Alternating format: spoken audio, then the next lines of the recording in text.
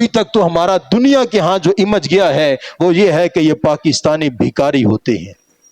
یہ وہ بات ہے جو صرف پاکستان کے اندر نہیں، آپ نے خود مشاہدہ کیا ہوگا، آپ میں سے جو کوئی یا جس کا کوئی رشتہ دار باہر کے ممالک میں آپ کو ضرور بتائے گا یار جو بھی پاکستانی آتا ہے وہ یہاں پہ آ کے مانگنا شروع کر دیتا ہے۔ یہ بہت بڑی ہمارے لیے سمجھے کہ بے عزتی والی بات ہے۔ ہمارے ساتھ رہنے والا 30 سال 40 سال 20 سال ہمارے ساتھ رہا ہے، ویزا لگوا کے باہر کے ملک گیا، وہاں جا کے اس نے اپنے آپ کو بھی بدنام کروایا، ملک پاکستان کو بھی بدنام کروایا ہے۔ اس کا نتیجہ کیا نکلا ہے؟ آج آپ عمرے کے لیے بھی چلے جائیں، جو خالص عبادت ہے وہاں پر بھی آپ کو ایسے ٹھگ قسم کے لوگ ملیں گے جو گئے تھے عمرے کے لیے تھے لیکن وہاں جا کے بھیک مانگ رہے ہیں، وہاں جا کے دنیاوی مال جو قلیل بھی ہے اور ذلیل بھی ہے وہ اکٹھا کر رہے ہیں۔ اور یہ کہاں سے ختم ہوگا کہ ملک پاکستان کا نام روشن ہو اور دنیا کی لسٹ کے اندر آ جائے کہ پاکستان کا جو بھی رہنے والا ہوتا ہے وہ کبھی بھیک نہیں مانگتا۔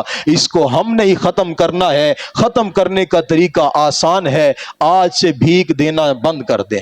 آپ دیکھیں کہ جو بندہ جوان ہے، ہٹا کٹا ہے، کما سکتا ہے، اسے کہیں کام میں تجھے ڈھونڈ کے دیتا ہوں، یہ بھیک مانگنا بند کر دیں۔ آپ کے سامنے واضح ہو جائے گا کہ وہ بھیک مجبوری کی وجہ سے مانگ رہا تھا یا وہ یہ سمجھ کے مانگ رہا تھا اس میں منافع زیادہ ہے۔ 10 گھنٹے دھوپ میں جلنے کے بعد شام کو جب اسے 1200 ملتا ہے اور 2 گھنٹے چوک میں مسجد میں وہاں پہ کھڑے ہونے کے بعد جب اسے 3000 مل جاتا ہے، وہ کہتا ہے کہ میری تو میں مر چکی ہے، میری عزت ہی مر چکی ہے، ہاتھ پھیلانا میرے لیے آسان ہو چکا ہے، کون 10 گھنٹے دھوپ کے اندر جلے، چلتا ہوں 2 گھنٹے مانگ کر 3000 روپے کما لوں گا۔ اس کو ختم کرنے کے اندر ضرورت مند کو آپ ضرور دیں، اپنے رشتہ دار کو دیں۔